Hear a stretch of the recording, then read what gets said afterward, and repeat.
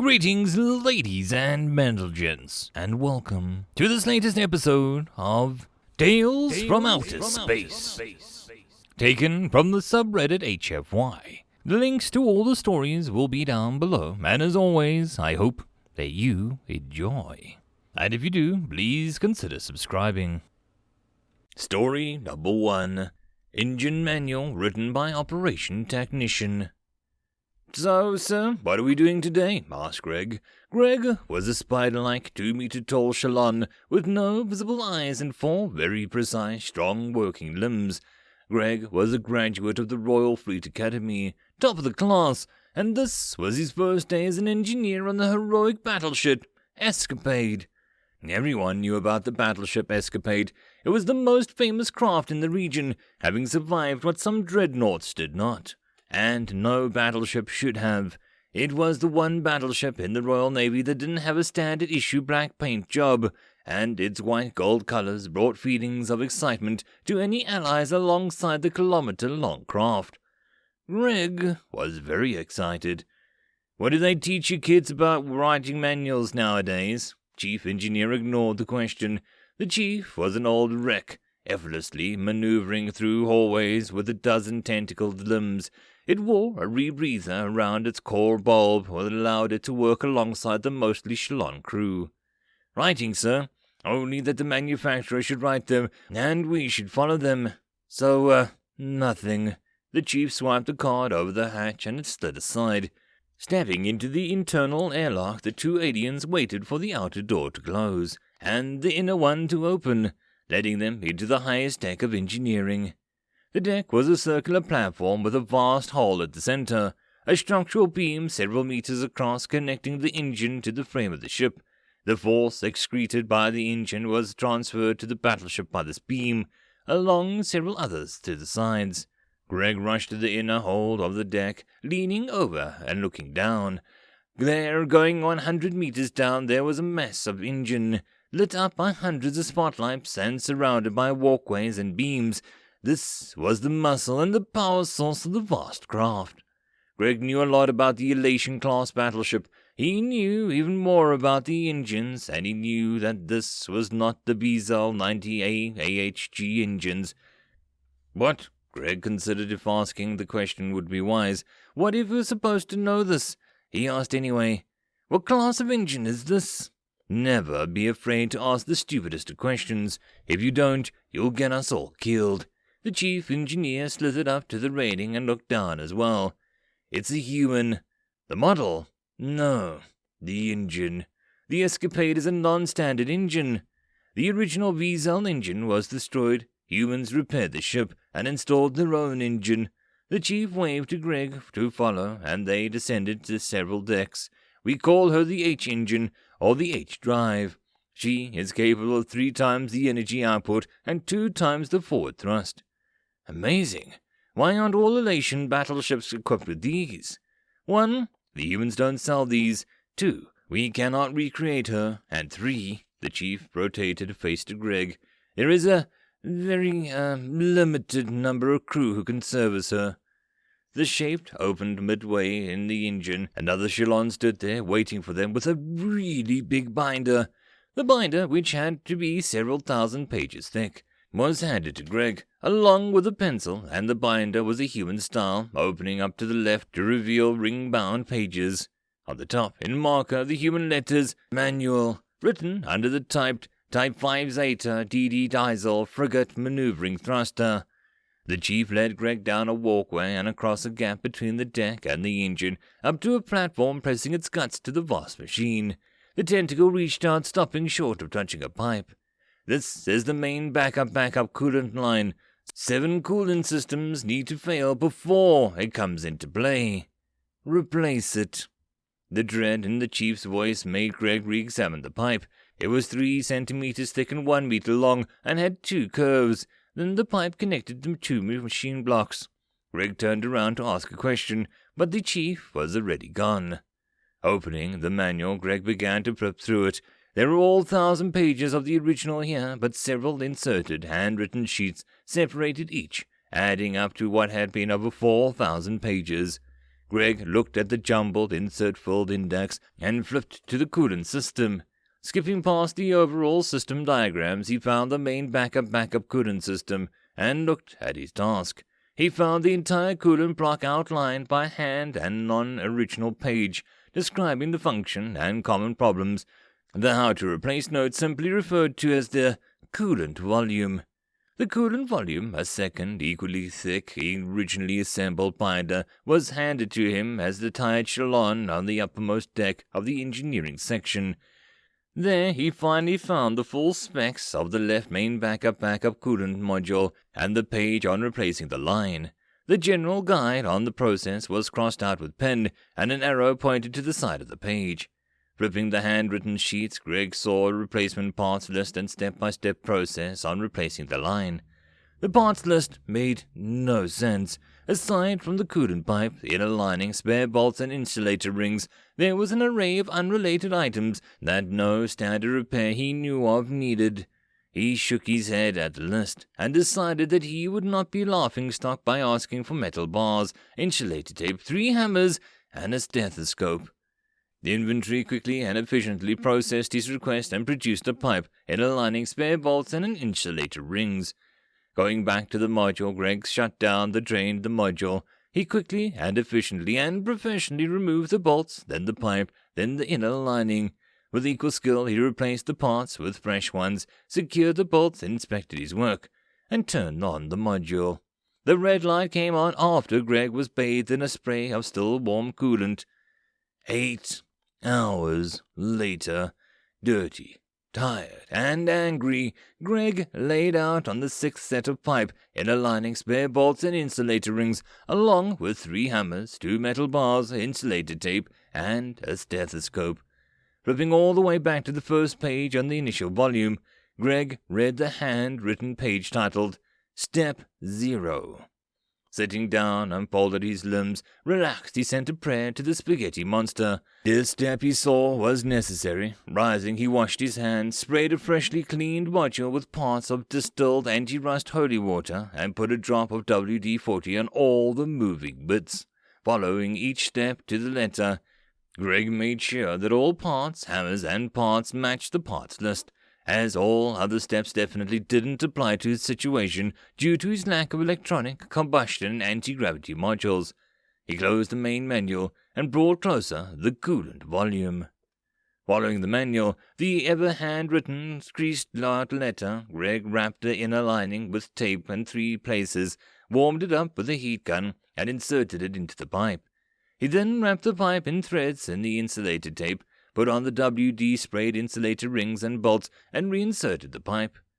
2 of the hammers went between the carved bits of the pipe and the modules it connected, setting the exact distance between. The 3rd hammer was used to beat the titanium pipe into the modules. Hand-screwing the 2 bolts on, Greg set the 2 wrenches from his toolkit on each, and put the metal bar on the handles of those. Using the metal bars as oversized levers, Greg simultaneously twisted, pressing the bolts on either of the heads. Satisfied with the pipe was well in place, Greg proceeded to lean on each wrench, first at the bottom, then the top, then the bottom, then the top again, ensuring that the bolts didn't move again without his will.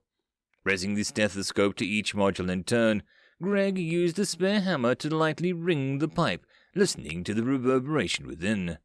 Satisfied, he removed the 2 hammers, freed the wrenches from the bent pipes, and wiped everything down. A wire went into the open electronic panel, bypassing a sensor, before Greg finally turned the module on again. Something hummed, clicked, and a fine layer of frost covered the pipe. Greg carefully added a 2nd wire to the 2nd spot, removed the 1st, and finally the 2nd, closed the panel, and stepped back out of the platform. His minute of listening to the hum of the main backup coolant module was interrupted by a variety of alien cheering from the decks above and below him. Mechanics and engineers were applauding and giving him signs of approval from all around the engine. Greg stared at them, then back at the module, and then quietly closed the manual. End of story number 1. Story number 2. Turret Manual, written by Operation Technician. The problem with being a famous warship is that your fame extends to the enemy. The problem with having a white gold paint job on your famous battleship is that you stand out like a bar of platinum at a coal sale. The problem with having a non-standard engine on your famous white gold battleship is that your sensor profile practically screams, "Shoot me," to every enemy in the system.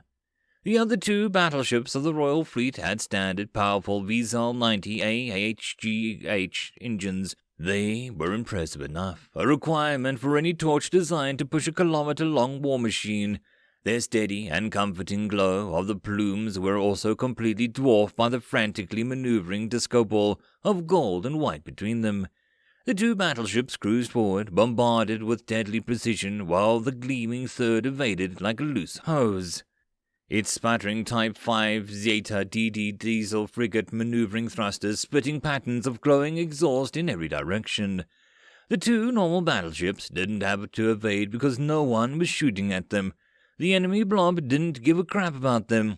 Instead, the hostile formation was saturating the area between them with all manner of beams and munitions, laying into the frantic-looking battleship Escapade. Escapade had become the deadliest disco ball in the history of the Royal Fleet of parties, much more so than the gun ball someone had once put up in a particularly large and drunken party a few years back. The stream of enemy slugs, lasers, missiles, and particle beams deflected off the Escapade's spotty shields in every direction, occasionally striking friends' shields and hulls.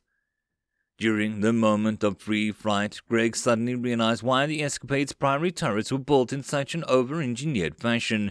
He flew into the hatchway and sailed forward and thrust cut out, and the whole way around him rotated a full 180 degrees. The ceiling was suddenly the floor. Man clearly wanted to prove as such by drawing in and smacking the 2-meter spider-like Shalon into it with the full might of the Type 5 Zeta thrust.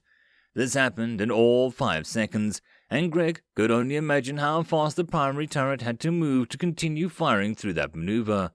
Greg took a deep breath and shook himself, grabbed a sledgehammer that he had been carrying with 4 of his arms, and kept running. The gunners were glad to see Greg, which was not a natural reaction to seeing a 2-meter-long horrifying blood spider with equally massive sledgehammer charging at you. "All hail the machine!" roared Greg as he crashed into the engineering compartment, "and bless its mechanical soul." Greg swung, striking the bent power conduit with a hammer. The meter-thick pipe took a hit in its stride, bending in and replying with an ear-splitting ring. Greg ignored it and drew for another strike. "All hail the void of space!" Bam! And the spaghetti monster! Bam! And the kraken! Bam! And to whom we owe our continued BAM! Existence. The conduit sparked, screeched, and roared as a renewed power flowed through it. Somewhere down its length the turret groaned to life. "Holy crap," said one of the gunners, his purpose in life back into action and firing. Greg fell onto his torso, dropping the hammer and bowing it to the conduit. "Thank you." The sledgehammer was now back in his claws, and Greg was out of the compartment. Dispatch had already assigned for him Deck 50, Array 3. Deck 50 was high up. That meant that it was far away from the center of mass. That, in turn, meant that Greg felt as if he were a salt shaker as he scaled up the shaft 500 meters up into the battleship's nose. Every maneuver sent him into a wall or another, and increasing strength as his distance from the safe decks increased. The third array was stuck. It had retracted into the hull as the side of the ship faced the enemy, and now refused to extend. Greg knew what he had to do. He stuck the handle of the sledgehammer into the gears and inserted it into the dented mechanism, and called to the bridge. "I need maximum 30-degree rotation at half acceleration," he roared at the pilot. The pilot didn't answer. Instead, one of the walls suddenly on the floor, and Greg held onto the business end of the tool for dear life, using it as a lever to pry free the dented gears. Something snapped and groaned, and the array ran free, extending into space. Greg pulled out the fire extinguisher-sized can of WD-40 and poured half a liter of the toxic stuff into the system. "Library 1, ordered dispatched with relentless, efficient tact. Going back down the shaft was a bit easier. The walls beat on Greg like four bullies with steel fists, but the spastic upward acceleration of the main engine pulled the spider down with a grim determination. Primary 1 was the first of the Escapade's four primary turrets. It was, like much of Escapade, non-standard. It could swing in every direction, not just forward, and exercise that looked absurd when scaled up to the primary size. The primary wasn't moving, and neither was it firing.